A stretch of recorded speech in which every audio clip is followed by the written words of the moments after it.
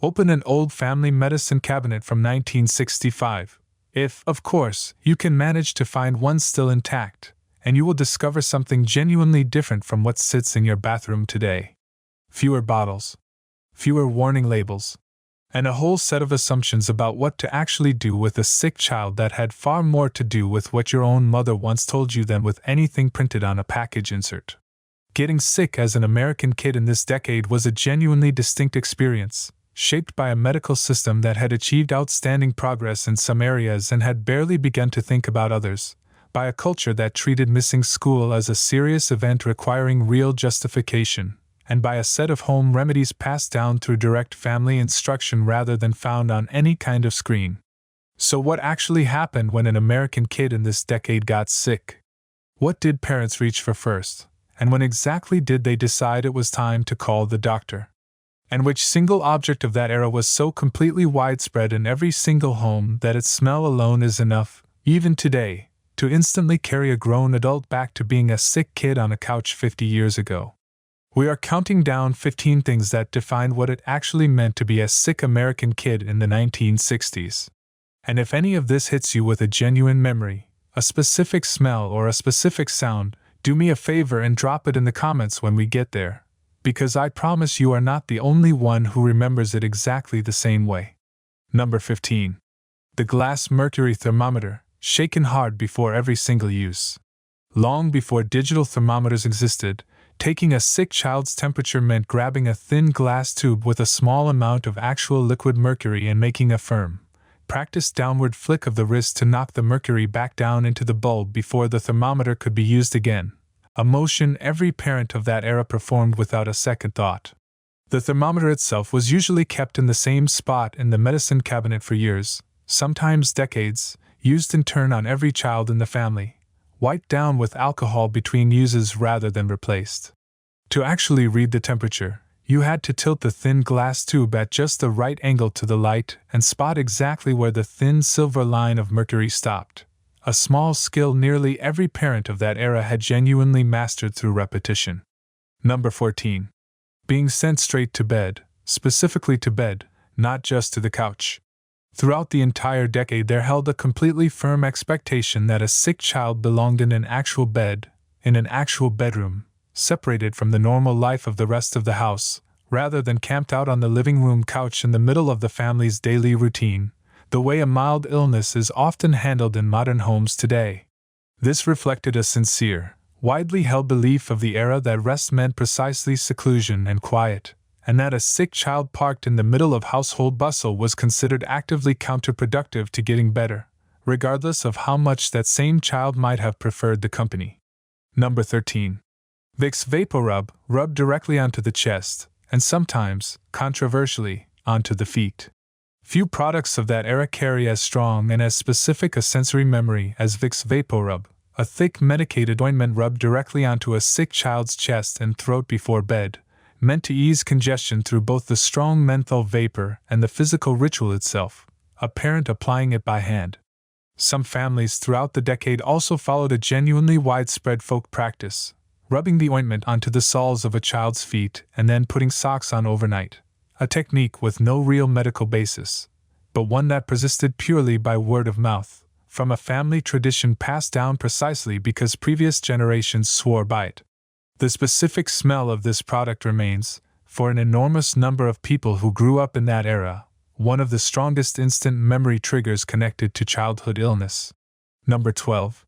A specific, trusted can of chicken soup, or a homemade version, depending on which side of that family debate your household fell on. Chicken soup held a practically universal status in American homes as the default response to a child feeling unwell, whether that meant a can of Campbell's kept in stock specifically for this occasion, or a homemade version made from a real recipe passed down through direct family instruction. This tradition genuinely predates the decade by centuries, rooted in old immigrant food traditions from many different cultures, each of which independently arrived at a very similar idea. But the specific 1960s American household version, served to a sick child in bed on a tray, represents a distinct and specific memory for people who grew up in that era. Number 11. Flat ginger ale, deliberately left open on the counter so the fizz would escape, before being given for an upset stomach. A genuinely widespread home remedy of that decade involved opening a bottle or can of ginger ale ahead of time and leaving it to stand, losing its carbonation, before giving it to a child with an upset stomach, based on the widely held belief that the flat version was gentler on a sensitive stomach than the fully carbonated original. This specific practice comes up constantly in oral histories of childhood illness from that era, often paired with a specific memory of a parent physically testing whether it had gone flat by tasting it themselves, before deciding the drink was ready to give to the sick child waiting in bed. Number 10. Staying home from school required genuine, visible proof, not just a phone call.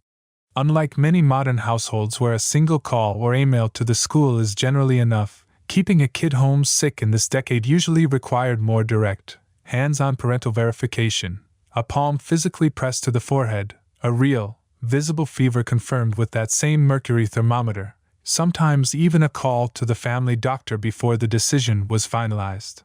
Schools themselves in that era generally expected and required a written note upon a child's return, explaining the specific reason for the absence, adding a layer of genuine formal documentation to what might feel today like a fairly routine, low-stakes decision.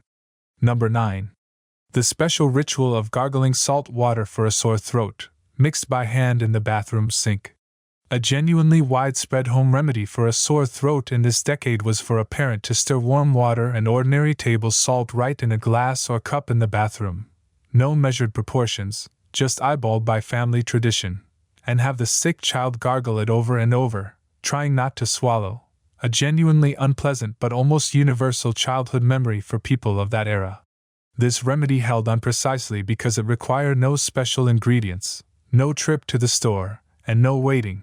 Everything needed was already sitting in an ordinary kitchen, making it one of the most immediately deployable home remedies of the entire era. Number 8. A specific, beloved radio program, and later a TV show, playing quietly in the sick room to pass the long, boring hours of recovery.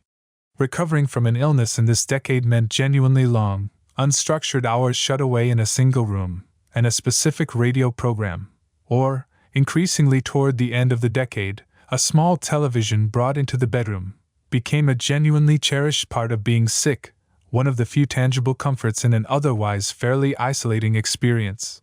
This is a distinct memory for many people who grew up in this exact decade, since it captures television's transformation over these years from a rare, special treat during illness into an increasingly standard expectation by the decade's end. Number 7. Calamine lotion, dabbed on with a cotton ball for absolutely anything involving a rash, a bump, or a bite. Calamine lotion held a genuinely broad, catch-all status in that era. It was applied for chicken pox, poison ivy, insect bites, and a whole range of other minor skin irritations, regardless of whether it was actually the most medically appropriate treatment for the specific problem. The distinctive pale pink color and specific smell of this product remain, much like Vicks VapoRub, one of the strongest instant sensory memories connected to childhood illness for people who grew up in this decade, a parent applying it with a cotton ball, while a genuinely itchy, miserable kid tried to sit still long enough for the lotion to dry. Number 6. That children's aspirin, orange-flavored and shaped like a small tablet, kept in nearly every household medicine cabinet. Through most of this decade, a specially flavored children's aspirin was the standard, default fever and pain reliever in an enormous number of American homes, marketed directly and appealingly to kids themselves, with its distinctive orange flavor and small, easy-to-swallow shape. The medical understanding of the specific risks of giving aspirin to children during certain viral illnesses had not yet been established in this particular decade. That specific medical guidance would emerge and become widely known only later, which means this remedy, so completely ordinary and unremarkable at the time, represents one of the clearest examples in this entire list of how genuinely different medical understanding was in that era compared to today. Number 5. That dreaded polio vaccination line at school, an entirely different kind of sick day memory. While it is an illness itself, the mass polio vaccination campaigns that kept rolling out through American schools across this decade left an enormous, genuinely distinct memory for kids of that era. Whole classes lining up in the school gym or cafeteria, waiting their turn, either for a shot or, later in the decade, for the oral version of the vaccine on a sugar cube. This memory stands genuinely apart from the rest of the list, because it reflects something the previous generation of American parents had lived through directly. A real fear of a disease that had genuinely devastated American communities within recent living memory. And that gave this particular school event a weight and seriousness that many of the kids receiving the vaccine did not fully grasp themselves until they were considerably older. Number 4.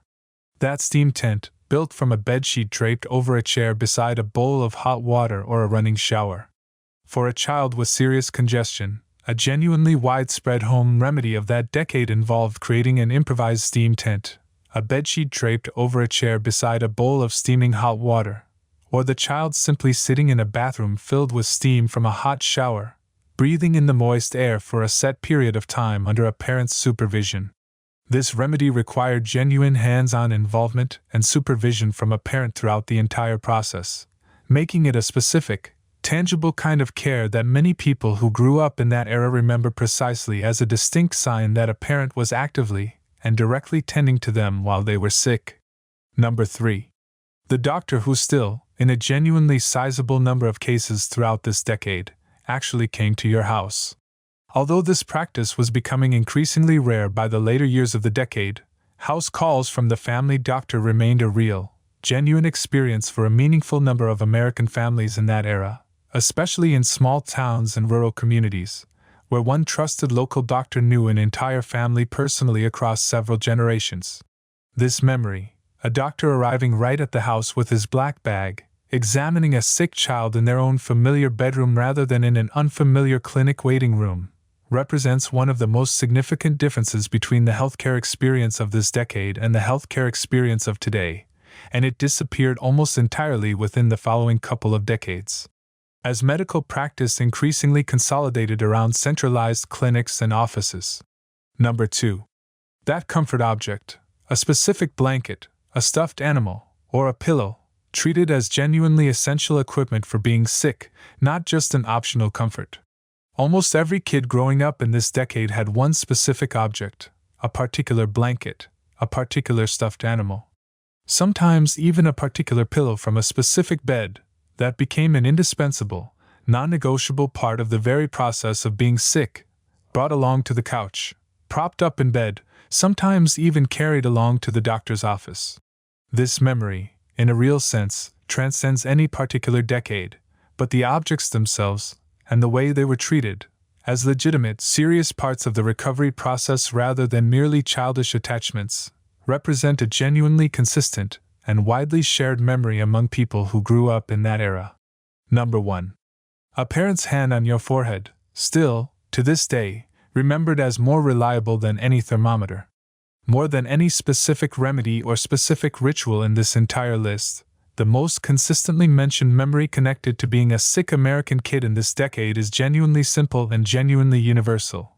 A parent's hand, placed directly on a child's forehead, used as the first and often the most trusted way to check for fever, before any thermometer was ever retrieved from the medicine cabinet. This gesture, and the sense of being cared for that came directly with it, capture something that no specific product and no specific remedy on this list can convey on its own. The simple, direct, physical presence of a parent paying genuine close attention to a sick child, a part of the whole experience that, unlike nearly everything else on this list, has genuinely never gone out of style at all. Tell us in the comments what your family actually did when you were sick as a kid, whether it matches something on this list, or whether your household had a completely different remedy that never made it here at all. And if there was a specific home remedy your grandmother or mother swore by, one your own kids or grandkids have genuinely never heard of, tell us what it was and whether it actually worked. If you made it all the way to the end of this video, hit that subscribe button, because we have got plenty more of exactly this kind of American nostalgia and hidden history coming, and I would genuinely love to have you back for the next one.